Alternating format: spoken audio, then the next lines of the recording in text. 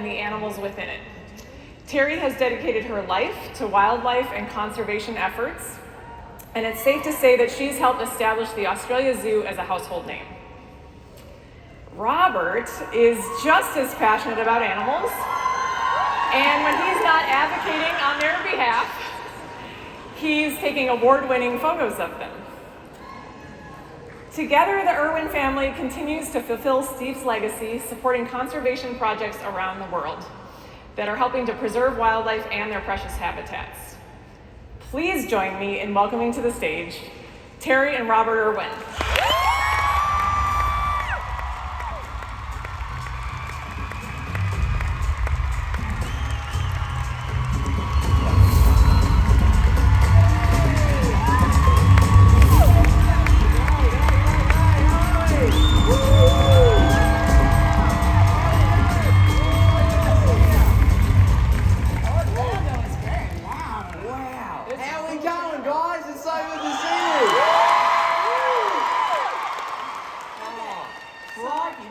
Looking crowd I think I've ever seen. This is amazing. They are all remarkably good looking. Oh, I reckon. They are. Yes. These all call each other beforehand. I know something about someone here. Okay. All right? Yes. Someone here has a tattoo of Steve. I heard It rumor. sounds like maybe more than one person has a tattoo of Steve.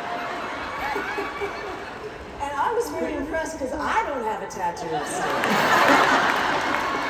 I have a tattoo that says Steve was here. It's not.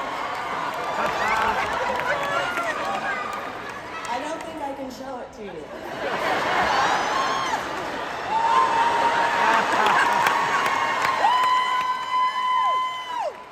So, okay, anyway. Tattoo goddess is here. I'm Is the very tat. impressed. Nice. That's dedication. That's I amazing. love That it. is Well amazing. done. I love that. Well done. Awesome. Okay, and so the next thing Can we move on from that for a minute? that may have been an unexpected part of my speech. Yeah, we did not talk about this part of the speech. We did not. So Robert's learning more about his mother than he ever wanted to know. And being a boomer, I have notes. That's how boomers do it. Yeah, that's how we do it. We love to see So it. first of all, I want to say we are genuinely your biggest fans because you guys are awesome. You are at just the front line, cutting edge of everything to do with animals. And animals are interesting because they don't really communicate. You got to figure out what's wrong and then how to fix it without them able to tell you anything, right? Very true. So this is also true in pediatrics. It's the same kind of thing with little tiny people. So I wanted to show you what this looked like when he was a little tiny person. Oh, says he doesn't know. look at little baby Robert. So there's How's those cheeks? It's like I'm storing nuts for the winter, like a little chipmunk. yeah. So very cute. But we had a situation when you were like 2 years old and you got ill. And we didn't know what was wrong, but he kept stargazing. His neck wouldn't come down. So we went to the doctor and the doctor said, oh, crikey, because doctors say that in Australia. The doctor goes, crikey, you gotta go to emergency. Don't go home first. Get him to the hospital. So we get to the hospital and you were, I think, 2 years and 2 months old. Yeah. So you're really tiny. And the doctors are trying to figure out what was wrong, and you're not really saying much of anything. And they're trying to get an IV in, this little chubby arm. So doctor after doctor tries to place an IV, and Steve's in there, and Steve's getting anxious. And they finally call the head of pediatrics, and he came in, and he got the IV seated and got it in okay. And Steve turned to him and said, mate, that was such a good job, you could be a vet.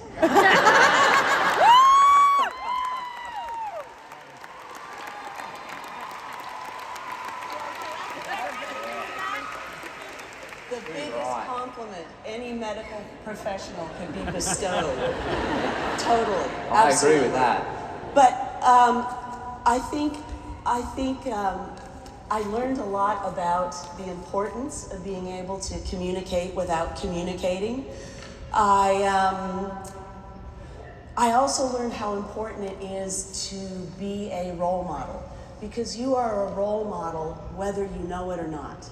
Whether you're a parent, a teacher, a doctor, a nurse, everyone here in their industry is role modeling people.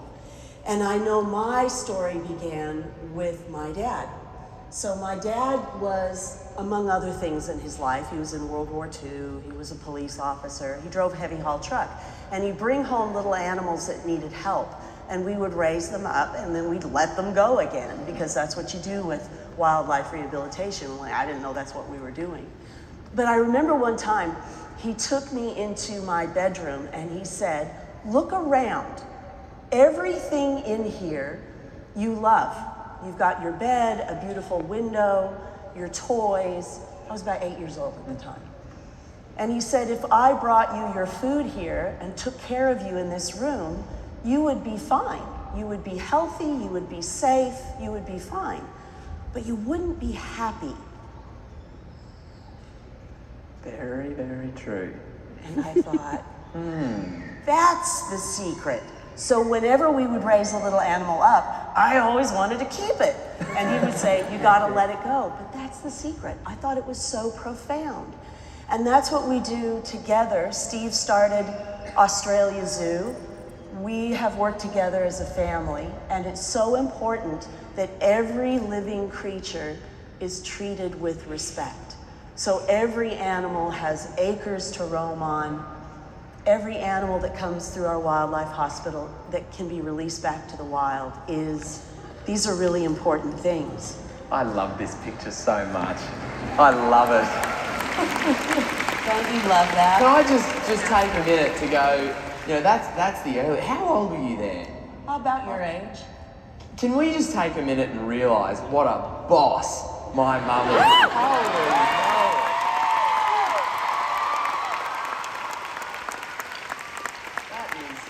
I love that picture so much. I gotta tell you, I love it too, but you see how her little ear is kind of tilted towards me? Just a split second after that great photo was taken, she bit me so hard on the head. So Steve and I met back in October of 1991, and Steve said to me, the question you ask everyone who loves animals, what's your favorite animal?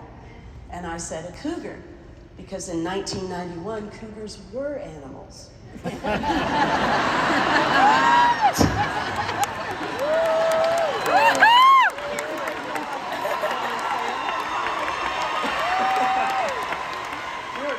are on fire tonight, Mum. Just fishing it out. But I thought it was so interesting because then he said,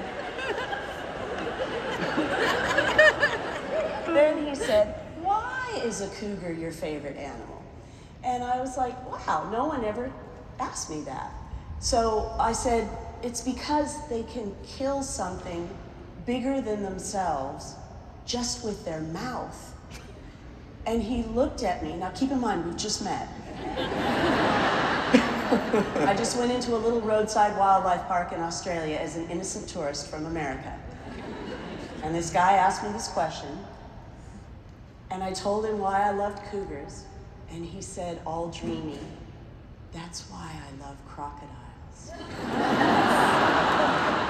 Oh yeah, oh yeah. So there's Steve with the crocodile, and you can see why he loved them so much. They're just beautiful, amazing animals. But we did really hit it off. And back in America, because I had to go home at some point, back in America, I worked at an emergency veterinary hospital in Eugene, Oregon. Yeah. Yes. To all the veterinary technicians here, way to go. Yeah. Yes, we are kindred spirits. But I learned a lot from watching how the doctors worked and the other techs that worked with me, and some interesting things would happen. I remember one time we got this kitten in, and the kitten had swallowed a sewing needle with thread on it. She'd swallowed it. So we x-rayed it, and it's a little tiny kitten, and here's this needle sideways in her neck. And the chief of staff at the time, Doreen, said, I really don't want to operate on this kitten. And the owners were like, we really don't want to pay for an operation. So she goes, let me just try this. And she got the kitten by the neck and gently manipulated it, and I'll be darned if she didn't push that sewing needle all the way out of that kitten's neck. Wow. Yes, that's what we did. So the needle's out, the kitten's safe, the owners are happy, we're all cheering, and the kitten ate it again. Story of it, then. Yeah. So anyway, now you know how to fix that one. But I also did a lot of work with teaching people about wildlife and so forth. And Steve was an eager student, so he came to Oregon to spend some time with me, because, you know, he's only human, so. Like coming all the way over here to see me. And I said, you know, what animals are you interested in seeing? And he said, well, I always thought porcupines were really cool. So sadly, we got a porcupine in at the hospital that didn't make it. So I put it in the freezer, knowing Steve would be there in a few days, just to show it to him, right? That's true love. So he comes in, and I'm like, come see this porcupine. Without a word of a lie, he sees the porcupine in the freezer, pulls a quill out, sticks it in his arm, and goes, you're right, they don't come out again.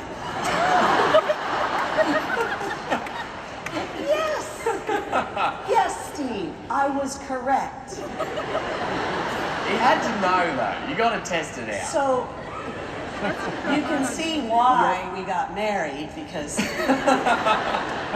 he was very clever, and they look good in those shorts.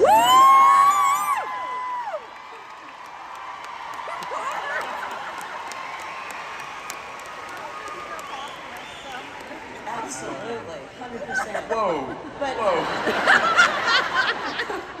yes, he was lovely.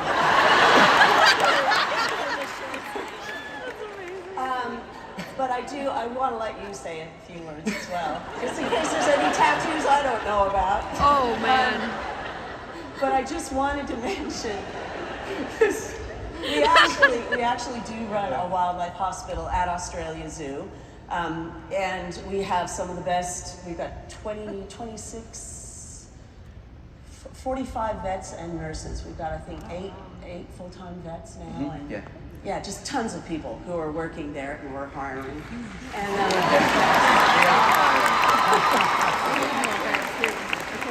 we may be hiring.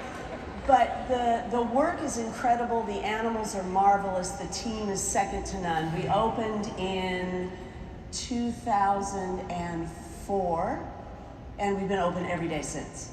So it's amazing.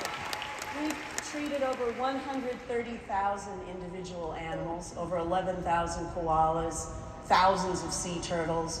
We have so many different animals that come through. But I wanted to give you a glimpse of our wildlife hospital, and then I'll let you have at it. So here's our Australia Zoo Wildlife Hospital. Check it out.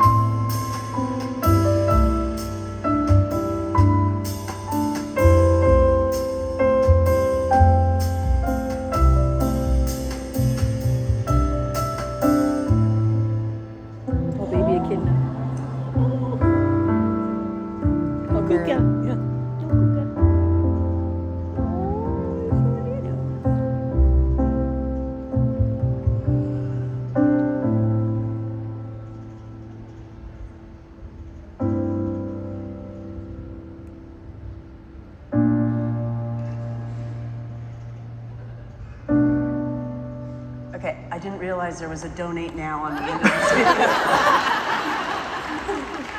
But y'all are welcome to donate now. So yeah, we've been open 24 hours a day since 2004. And yeah, it's been a huge accomplishment. I'm very proud of it. Yeah. Long time. Long time. You've been alive that long. I have been alive that long. December 1st, 2003, as I recall. Yeah, I remember it like it was yesterday. It was an easy birth. You remember it more than me, I think. I do. I remember it vividly. Yes. I'm sure. You know, I was actually filmed being born. You were. I do remember that as well. Lucky you, Mum. Yeah, just It's good. Round of applause for my mum, hey?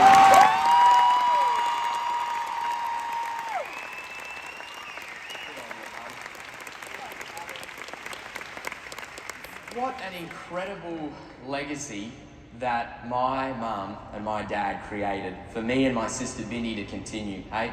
I mean, it is an honour of a lifetime. And I've come to realise through my last 2 decades, just turned 20 about a month ago. Hey, 20s. Whew, that's a scary thought. I can't remember 20.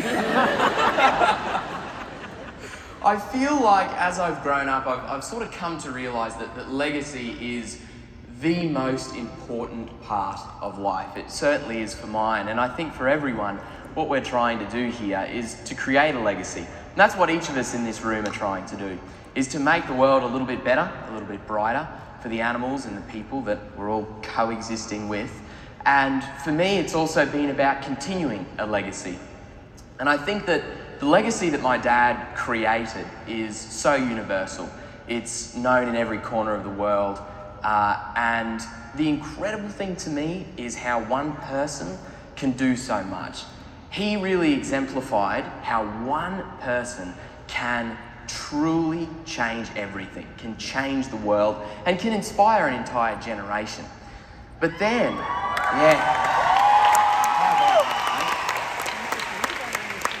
But then after Dad passed away, it was once again one person, one individual who picked up where he left off and made sure everything that he lived and died for continues. And that one person is right here.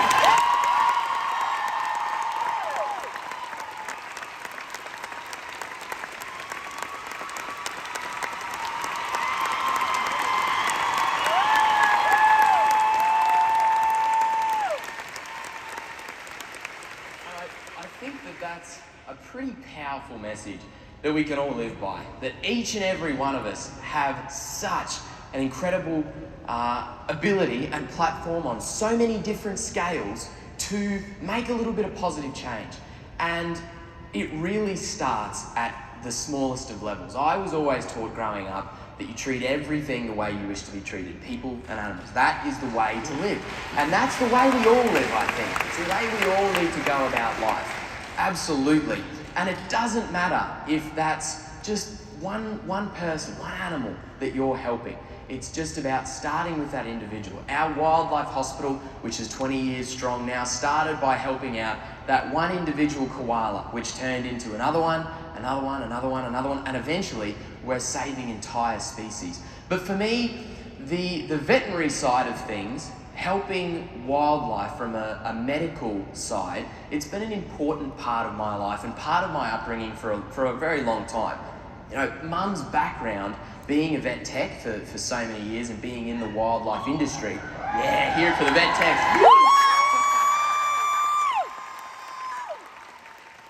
I really learnt the importance of just treating what's in front of you and having that care and compassion for the individual animal. And of course at Australia Zoo and at the Australia Zoo Wildlife Hospital, that's not just about our beautiful native wildlife that we help to protect, but it's also the animals that we have at our wildlife sanctuary. So the amazing thing in my life, it's become so much more and such a broad thing. I get to one day help out feeding a crocodile or helping an injured snake, and then the next day I'm doing a dental checkup on a red panda. This is one of our beautiful little red pandas, having a little look.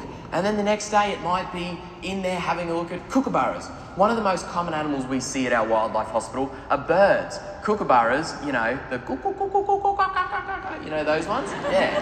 That's my kookaburra impression. What do you reckon?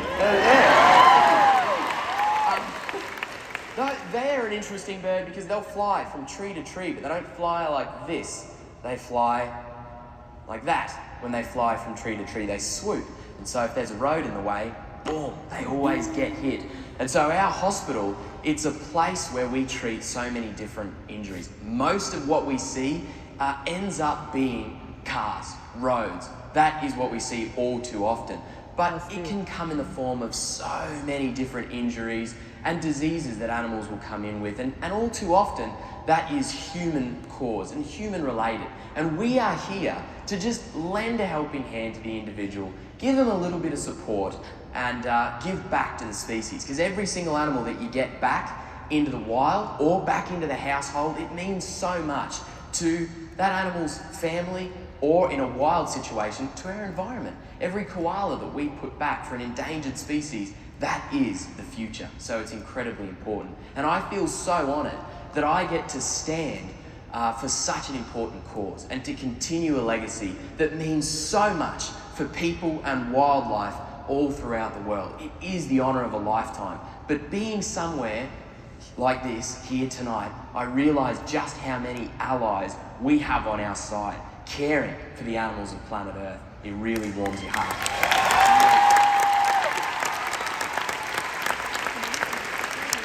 But I wanted to share something a little bit more lighthearted. In the theme of legacy and the theme of wildlife, as we all know, dealing with animals is the most unpredictable thing you can imagine. And all too often, it's all good, but it ends up being a little bit of a thankless job from the animal side.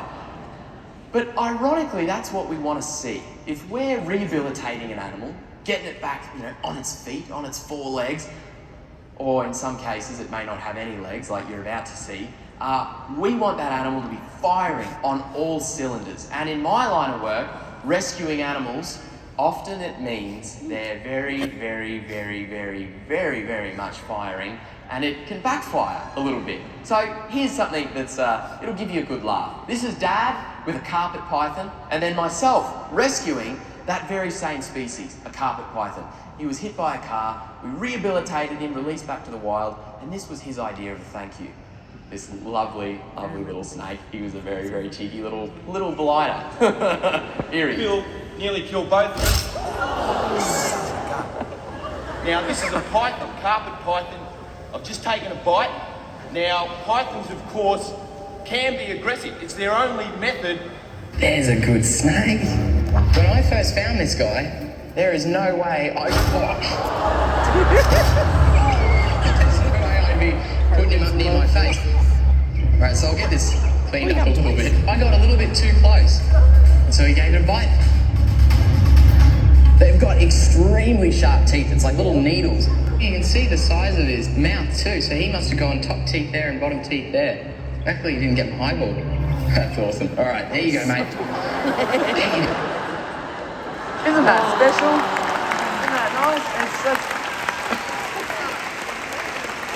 I love that so much, and that's something I actually honestly hadn't really seen that footage until that happened, and Mum went, you should really have a look at this. It's so funny, the parallels. I just thought that was hilarious. It was the funniest thing just watching this little snake. You could see his eye turn and just go, no, I don't like the look of your ugly head too close to mine.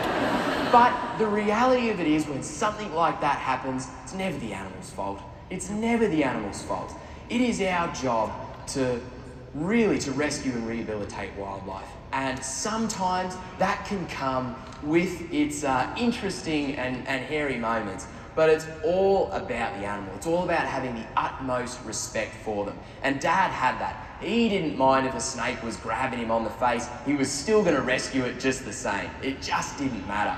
And I think that is something that I live by every day. You've you've got to realise that sometimes, what you're looking for is a good, healthy, strong animal, and sometimes that means that it's going to bite you on the face, but it's all good. And I still have my eyeball, so it's no worries at all. Now, for me, the interesting thing, being really quite young, starting my journey, I'm only 2 decades in, and with any luck, a whole lot of decades in front of me. And for me, I look at so many problems that face our planet, not just from the individual perspective, the animals that we save at our wildlife hospital, or the conservation awareness that we create through our beautiful family of animals at our Australia Zoo sanctuary. I'm also really passionate in looking at the broader picture and some of the big issues that face the world. One of these huge wake-up calls that we received a couple of years ago now was the bushfire crisis in Australia. We all remember that? When those huge fires came through and wiped out so much of our precious bushland. And that was a great reminder for me to really think about hope. That even in the face of seemingly insurmountable odds, there is always hope. Always. And we need to surround ourselves with people that lift each other up. And we need to always hang on to hope. Yes, our planet is going through a really tough time. And yes, every day when you go to work, it's not all roses. You don't get to have a win every single day. Sometimes it doesn't go as planned, but if you give it your all, if you give it 100%, and just think about that hope, think about the animal that you did save, that is the most important thing. And the bushfire crisis that we experienced in 2020 was a really, really potent example of just that. I'm a passionate photographer, and I love photographing not only the great triumphs, but some of the great defeats. And this was, of course, a defeat for Australia.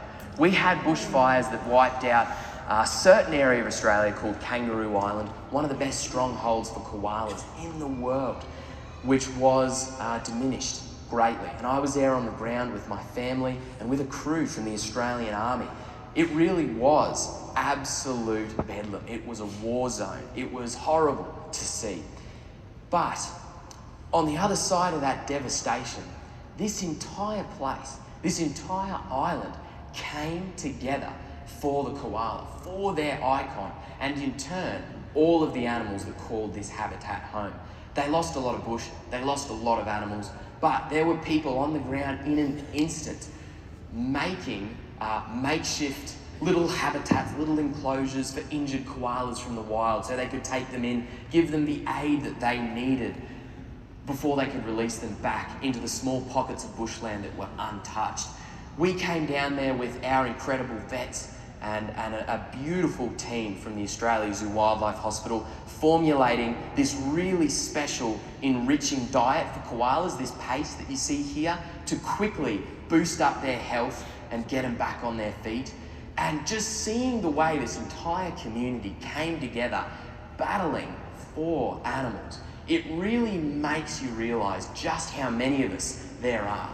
There are so many people that are fighting this fight, helping the animals of planet Earth, and are there to lend aid in a crisis. So that's the most important thing. Sometimes it's harsh, it's tough. It can easily get you down in this field that we're all in. It really can. But you've got to keep going ahead. You've got to focus on your wins. Take your losses, but focus on your wins. That's the most important thing. And I can proudly say now that Kangaroo Island has an incredibly flourishing population of koalas now 4 years later, and they're doing great. Which is awesome. What a massive win for an endangered species. It's really important. But what goes hand in hand with what we do helping animals, it's also about research. And anyone who is in the veterinary field, they've done a heck of a lot of studies. Science and research goes in to helping our animals, whether that's wild animals, whether that's pets, whether that's our environment. It's all about understanding the world around us. And that has become a big passion for me, is the research side of what we do. We have research programs with everything from koalas to sharks to crocodiles. My passion, of course, is the crocodile. I love them so much. I think it must be genetic, I reckon. The love for crocs, they are just the most incredible animal. You know, I got to stop myself or I'll just talk the legs off a chair. They are awesome. And our crocodile research is at the forefront of really global animal science. We have the longest running telemetry study of any animal in the world, any individual animals anywhere, on crocodiles. And this was something that my dad started decades ago. He and Mum would be out there in the bush catching crocs, working with the University of Queensland, my home state in Australia, to do groundbreaking. There's someone from UQ here. There's a University of Queensland alumni in our midst. Working on learning more about this animal to protect them. Because koalas, they're a pretty easy sell. Protecting crocs, this animal that's got huge razor sharp teeth, 3,000 pounds per square inch of jaw pressure. I mean, that's a hard animal to get people to fall in love with. I think Dad was the first person in the world to do just that. But what he was doing behind, yeah, give it up for that, eh? How awesome. Behind the scenes was research, was understanding more about these animals. In fact, he even earned a posthumous honorary professorship for his work with crocodiles. He was a science-minded human being, and Mum, of course, led the way, led the charge with crocodile research. And I want to show you guys just how fun science can be. If anyone ever gets you down, if anyone ever says that research and science work can be a bit boring, all that study, show them this. This is how awesome science can be. This is croc science. In the wild, catching one of the biggest crocs ever, Drew, using the same methods that Dad came up with 40 years ago. Well, hello everyone. What an incredibly exciting day. And first of all, what a massive privilege to be able to lead this capture. So today, of course, we've got Drew. We're going to go for 3 12mm top jaw ropes. Because he's a bloody big head. That gets us to the sides.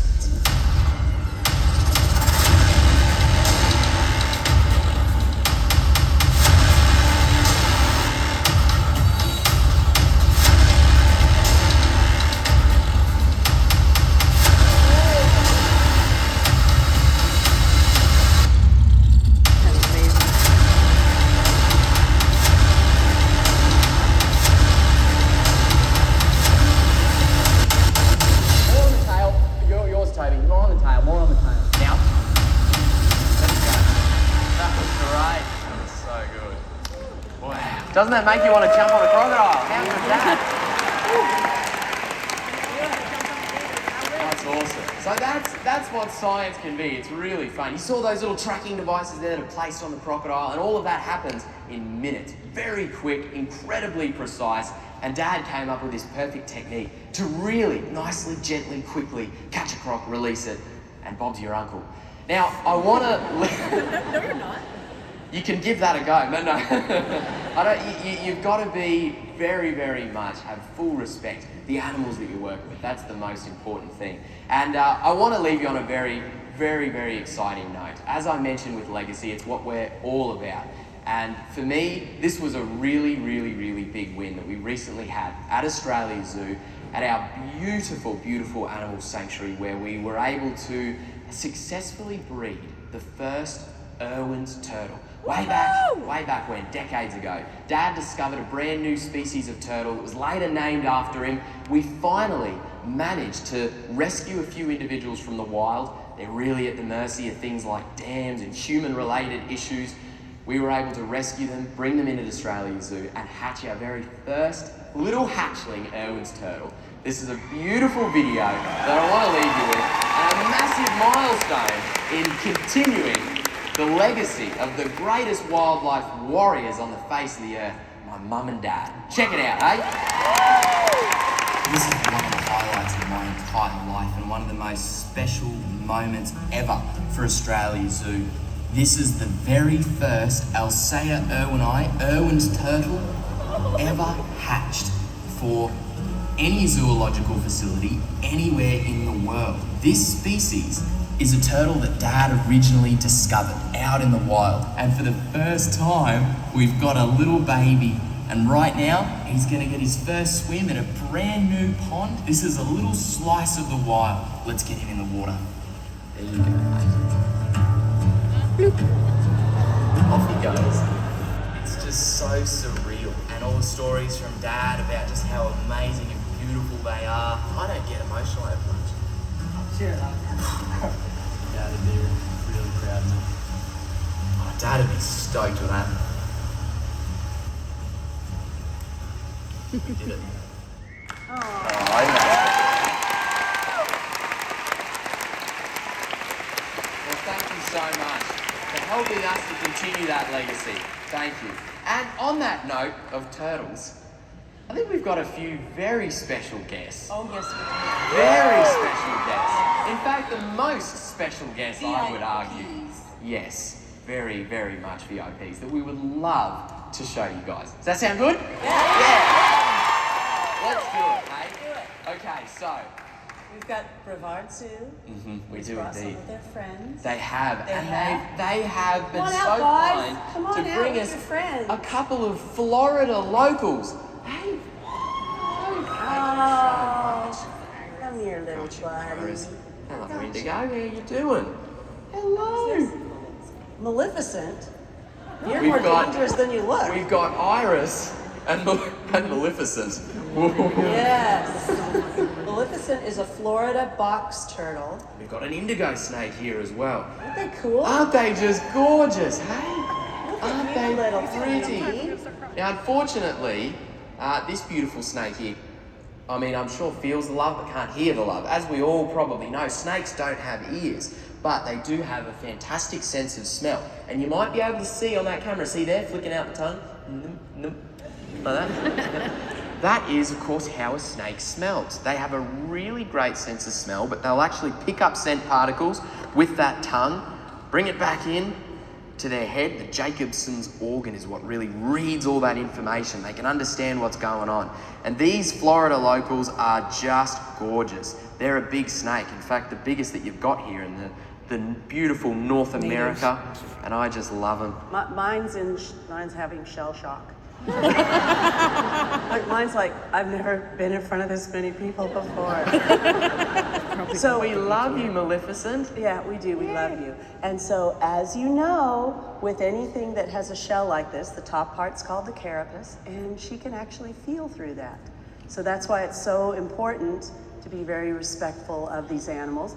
The giant tortoises at the Brisbane Botanic Gardens, sometimes people would put like political messages on them because they were such big tortoises. Oh, yeah, but they can feel, so you can't, anything hot or harmful would hurt them on their shell. So that's what we've been teaching people as well. Very, very important, extremely important with all animals, whether it's the cute and the fluffy little kittens and puppies or a snake. It doesn't matter, they still require that same level of care and consideration.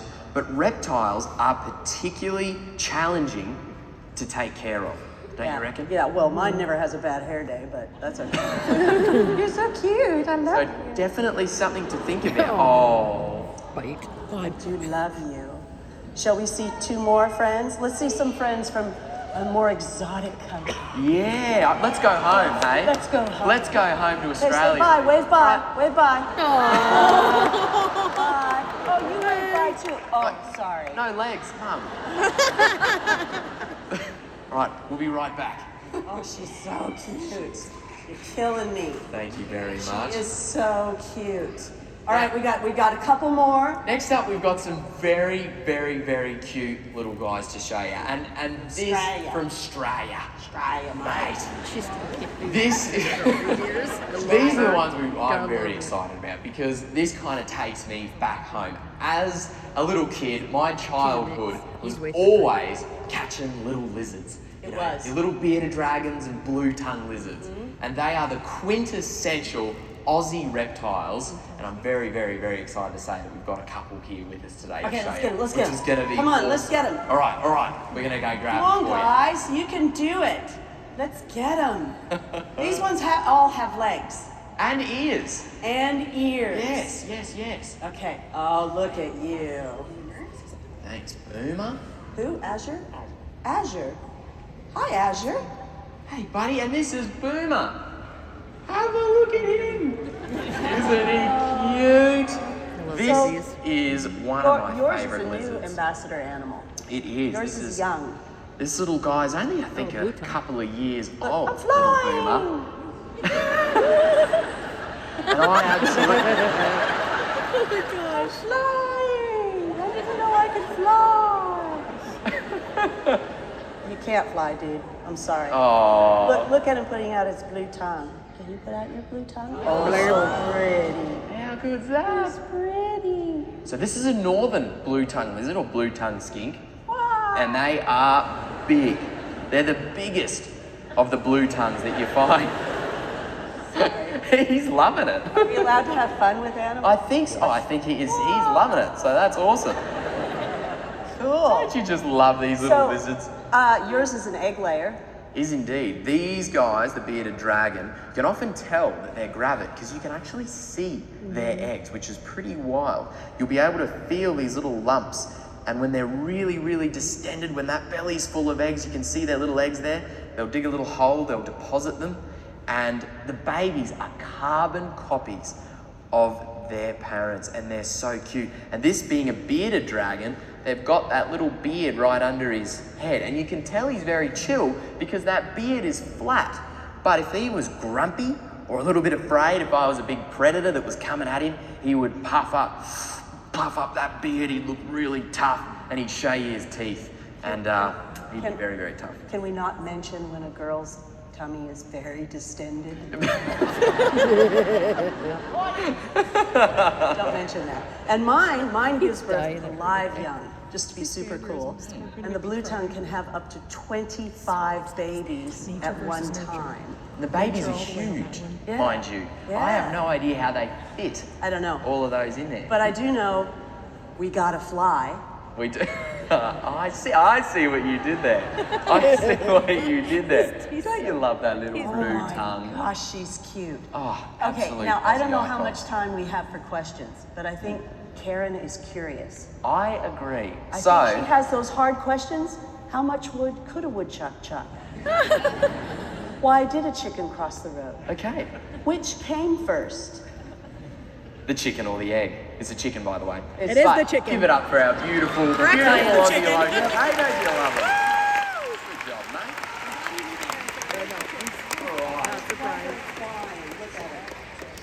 He is just perfect. Okay, There we go. I don't know Thank if you. we have time for the meaning of life stuff, but Right, we're down to just a couple minutes here, so we have time for maybe one or two questions. all right. Awesome. Hard to pick just one